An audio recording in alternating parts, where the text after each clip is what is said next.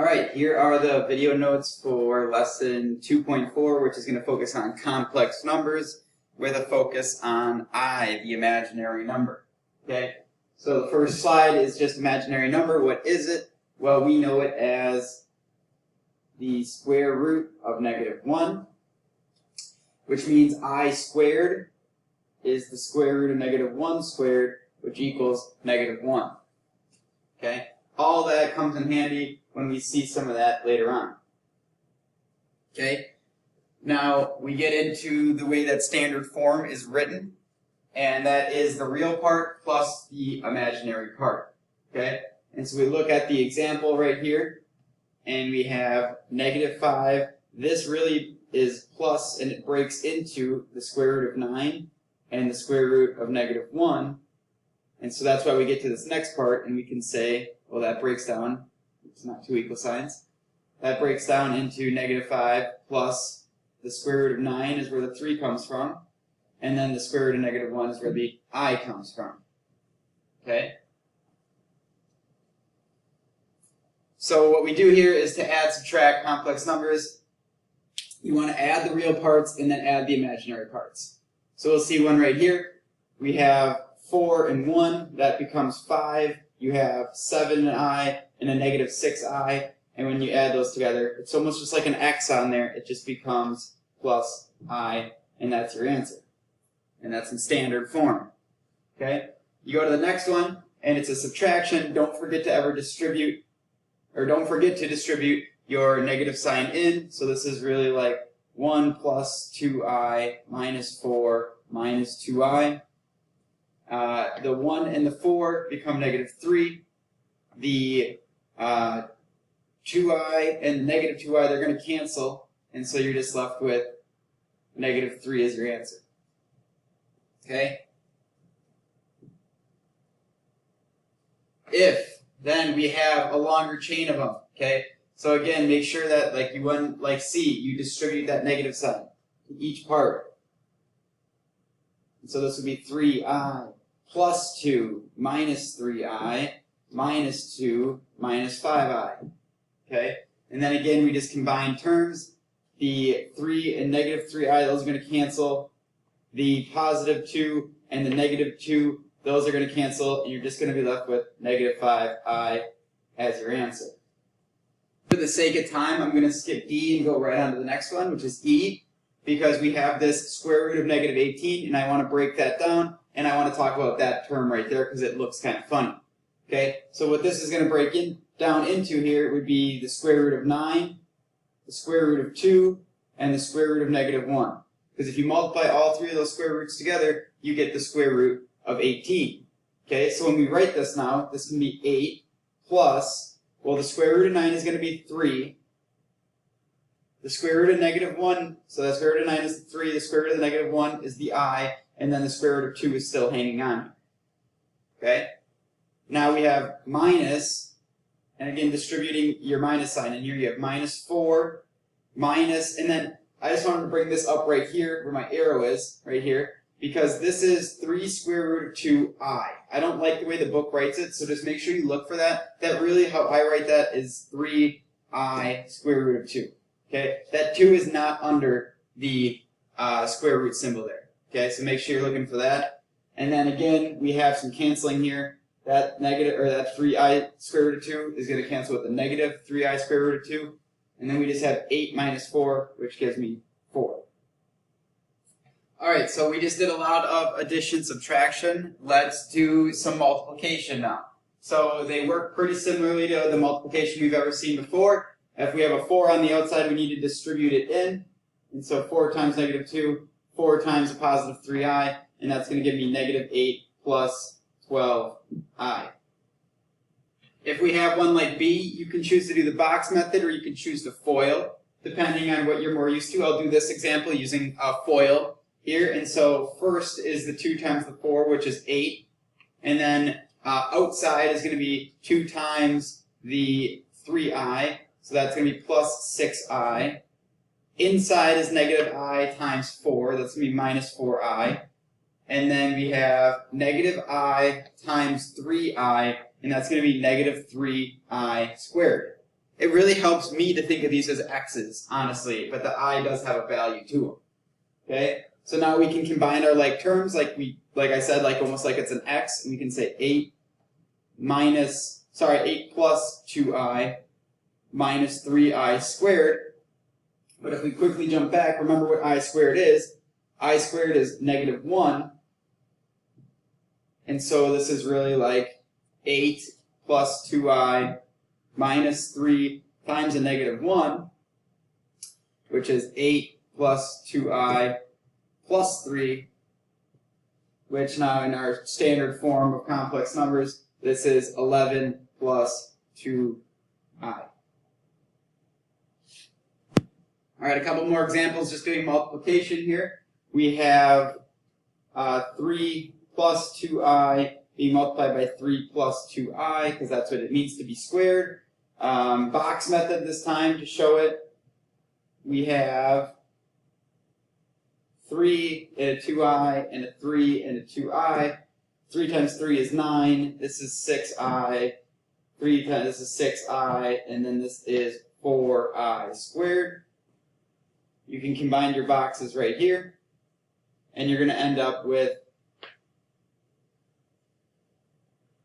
4i squared plus 12i plus 9. Remember that this is like 4 times a negative 1, because that's what I squared is. This is negative 4 then, plus 12i plus 9. And that's going to end up giving me 5 plus 12i as my answer. Okay? Now, D is what we would call a complex conjugate, and after this slide, we'll talk more about what that complex conjugate is. But it's just like if you had x plus 4, x minus 4. That is called a conjugate in math, and so this is, because it's complex, a complex conjugate, and it's actually pretty nice. And so what we have here is, again, this time I'll FOIL. We have 4 times 4 is 16. 4 times negative 5i is going to be negative 20i. 5 times a positive 5i times positive 4 is a positive 20i. And then we have 5i times negative 5i, that's negative 25i squared. Okay? Again, this is going to be, we're going to have some canceling in the middle here, so you have 16 minus 25i squared. And I squared is that negative 1, so this is really going to be 16 plus 25, and that's going to end up giving me 41.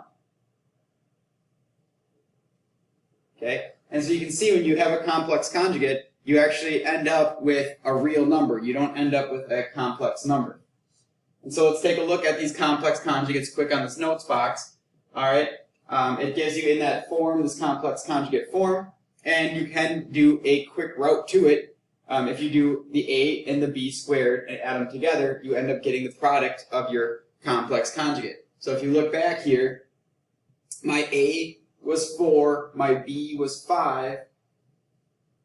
4 squared plus 5 squared, that's 16 plus 25, which equals 41, which was our answer from before. And so we can use that if we see a complex conjugate, which we'll just see a couple here. All right, so we want to multiply each by its complex conjugate. So if this is 1 plus I, its complex conjugate is 1 minus I. And then we can do our foiling or our box method. Let's do a box method this time. You have 1 I and 1 negative I. 1 times 1 is 1. 1 times I is I. Negative I and negative I squared. You have then, you can combine these two, which are pretty much going to cancel out. So you have 1 minus I squared, which is 1 minus a negative 1, which is going to give me 2. So that becomes plus and plus. Looking at the next one, let's use that little trick here. So this is 4 minus 3i. Let's do 4 plus 3i, its complex conjugate, which means A is 4 and B is 3. And so A squared plus B squared is going to give me my answer here. And so we have 4 squared plus 3 squared. That's going to be 16 plus 9, that's going to equal 25, and that's going to be my answer. Okay, using that little method from right here. Okay, let's look at this one because it's a little trickier. Okay, this is really like another way to write this one right here would be to have its real part is going to be 0, and then you're going to have plus I square root of 15. Its complex conjugate then would be 0 minus I square root of 15. And then you can FOIL, or you can use the method that we talked about right here. But let's FOIL it, or let's use the box method for fun here. We have 0I square root of 15. We have 0 negative I square root of 15. So 0, 0, 0. And then you have negative I squared. So I should put it as negative 15I squared, sorry. Negative 15I squared, which just comes out to be negative 15I squared is the same thing as a positive 15, and that would be your answer there. Let's get into a use here of it, and so we'll just do A, we're going to just do part A here, and we're going to try to write this in standard form, but what we're going to need to do is multiply these by its complex conjugate. And we're going to use the complex conjugate of the denominator. Okay, in both examples, A or B, we would do that, but we're just looking at this one here, which means we're going to multiply top and bottom by 4 plus 2I, because we don't want imaginary numbers in our denominator. 4 plus 2I here as well. On the bottom, we can use that little trick, which is 4 squared plus 2 squared, and that's going to give me 16 plus 4, which is 20. So that's going to be on the denominator of my function, coming from these two right here. Okay, and then on the numerator of the function, you could use a FOIL or the box method. I'm going to FOIL here, just I like switching back and forth. I have 8 from 2 times 4. I have plus 4I. I have plus 12I. And then I have plus 6I squared. When I add these together, I have 8. 6I squared is going to be the same thing as minus 6. So 8 minus 6. Combining like terms then right here, we're going to have 16I. So plus a 16I. This is then all over 20 still, which finally reduces down to 2 plus 16I all over 20. And I'd be okay with this as your answer. If you want to take it one step further, you could pull a 2 out, and you could end up having 1 plus 8I all over 10 if you wanted to reduce it down. Just 2 more quick examples. We want to get these just normal negative, square root of negative numbers into standard form. And so what we need to do is see this as I square root of 3 times I square root of 12. And we try to break it down as much as we can. So this is I square root of 3 times I square root of 4 square root of 3.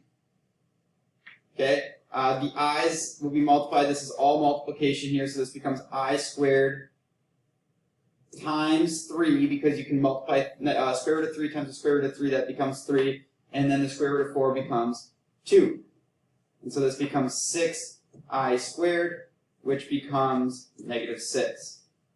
Okay, because that's like 6 times negative 1. Okay, last example, I'm just going to do part A. And in part A here, it's just showing how instead of, when we do quadratics now, instead of if we hit a negative under the square root, we say the no solution. Well, now we can find a solution as a complex number. And for time reasons, I'm doing A, not B. If you want to see B, just email me and tell me you want to see it. Okay, so subtracting 4 over, this is x squared equals negative 4. Square root both sides. Used to be where this would be an error because we have a square rooting a negative. But now we have x equals plus or minus I square root of 4, or x equals plus or minus I, 2I. Okay? And now we have an answer to that instead of saying no solution. Okay? Again, if I skipped a little bit there at the end for time, if you want to see it, just email me.